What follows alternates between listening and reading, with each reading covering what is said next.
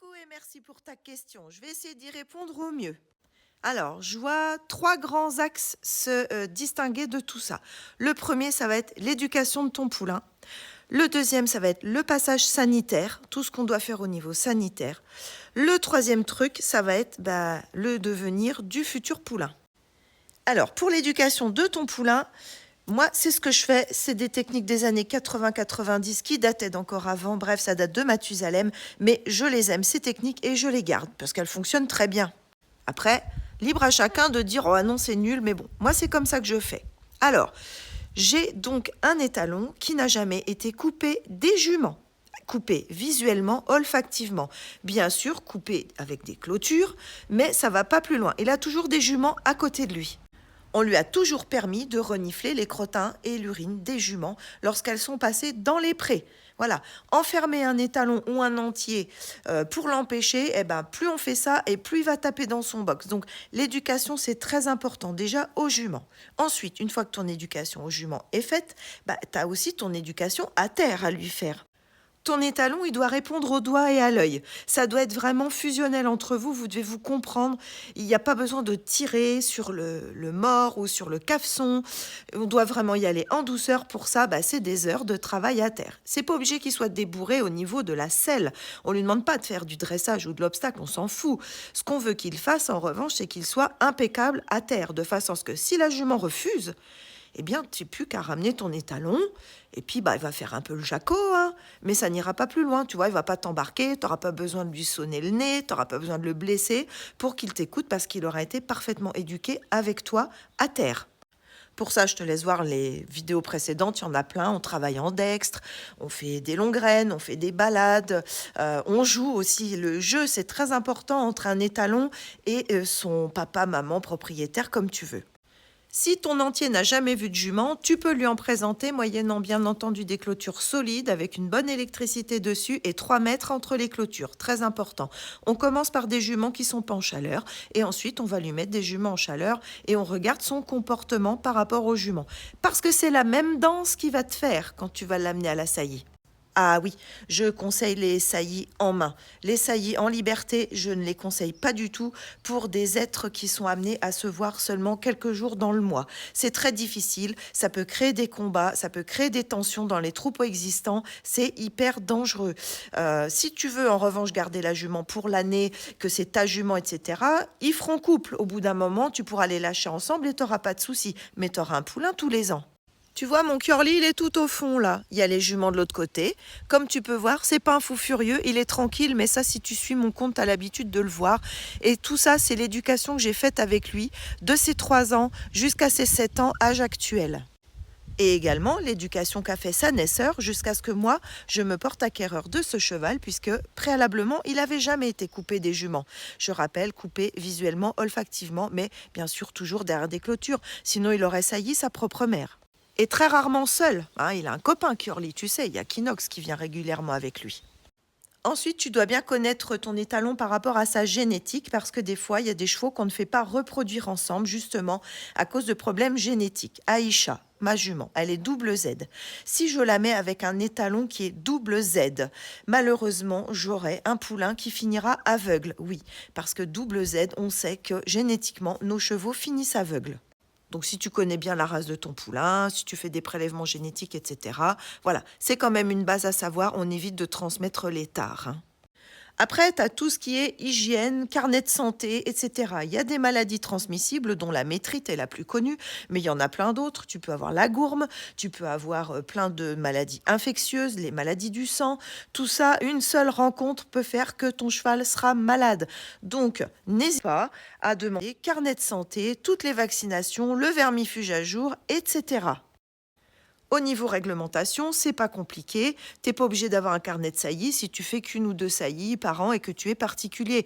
C'est pas vraiment un métier déjà en lui-même. Le seul métier de saillie, aujourd'hui, il est devenu, c'est pas un vrai métier. C'est l'inséminateur, parce qu'aujourd'hui, il n'y a plus rien de réel, si tu veux.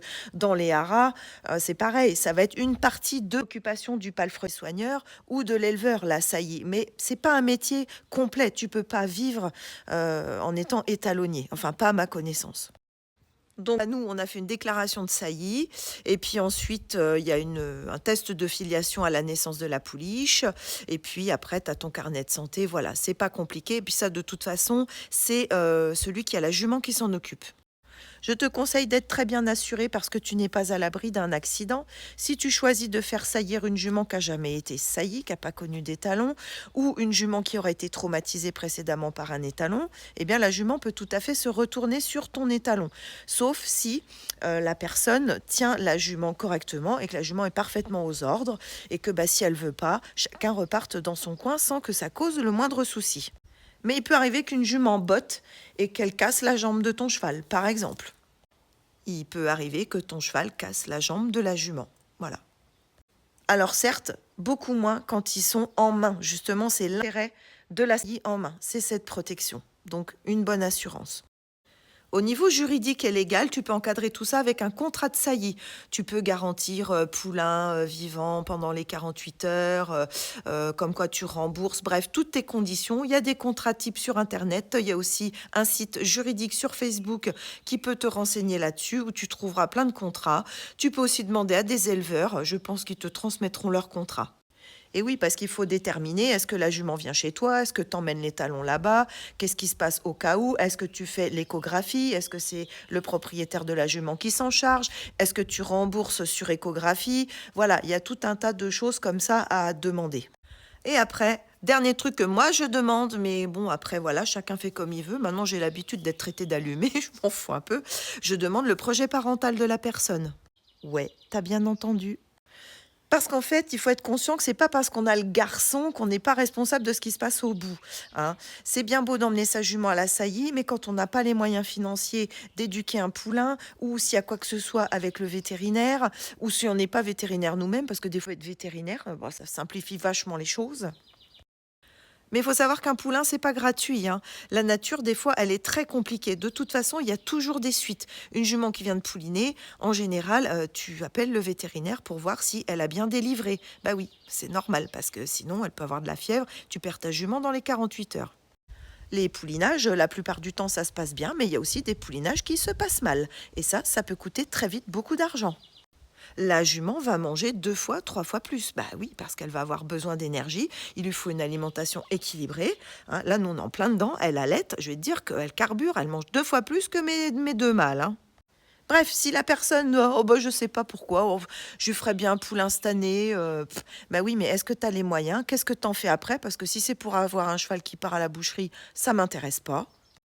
Si c'est parce que c'est un marchand de cheval respectueux, pourquoi pas? Si c'est un marchand de cheval dit maquignon qu'on n'a rien à secouer, eh ben non, je ne ferai pas la saillie. Mais encore une fois, ça me regarde. Bon, le petit bonus, après, si la jument, elle vient chez toi, que la personne n'est pas là pendant la saillie, bah, tu te retrouves responsable et du cheval et de la jument. Vaut mieux être minimum 3, moi je conseille 5, c'est toujours bien. Voilà, comme ça, tu es confortable s'il y a besoin de quoi que ce soit, et encore plus si la jument est suitée, c'est-à-dire si elle a un poulain derrière. Bah oui, parce qu'il y en a qui font saillir sur les chaleurs de lait, par exemple, ou il y en a qui font saillir aussi dans les 19-20 jours après. En général, c'est là qu'elles ont leur chaleur, le retour du cycle normal. Donc, souvent, tu as le poulain qui va avec. En tous les cas, un cheval qui a l'habitude de voir des juments régulièrement, de les sentir, de renifler les crottins, pas forcément d'être en troupeau avec, mais de les voir, d'être en contact avec elles régulièrement, qu'il est sailli ou qu'il n'est pas sailli, tu n'auras pas de changement de comportement. C'est une légende urbaine. Quand on dit « Oh, il aura goûté, maintenant il va t'emmerder ». Non, pas du tout. On n'oublie pas qu'un entier ou un étalon, au niveau de là-dedans, ça se calme à partir de 7 ans. Voilà, à partir de 7 ans, ils commencent à être tranquilles. Avant, c'est normal, ils sont en pleine ébullition, donc fatalement, mais tu peux quand même faire saillir. Avant, ce n'est pas grave. Moi, Curly, il a sailli, il avait 4 ans. Voilà, il n'est pas devenu fou. C'est autant une légende urbaine que de dire que tous les étalons sont tarés, qu'il faut systématiquement castrer les chevaux. C'est faux, ils ne sont pas dangereux. C'est la façon dont on les aborde qui est dangereuse, et c'est le fait qu'on n'ait plus l'éducation qui va avec qui est dangereuse. C'est tout. Voilà. Alors, si j'ai pas répondu à tout, tu peux continuer à me reposer des questions parce que c'est un vaste sujet. Voilà. À bientôt.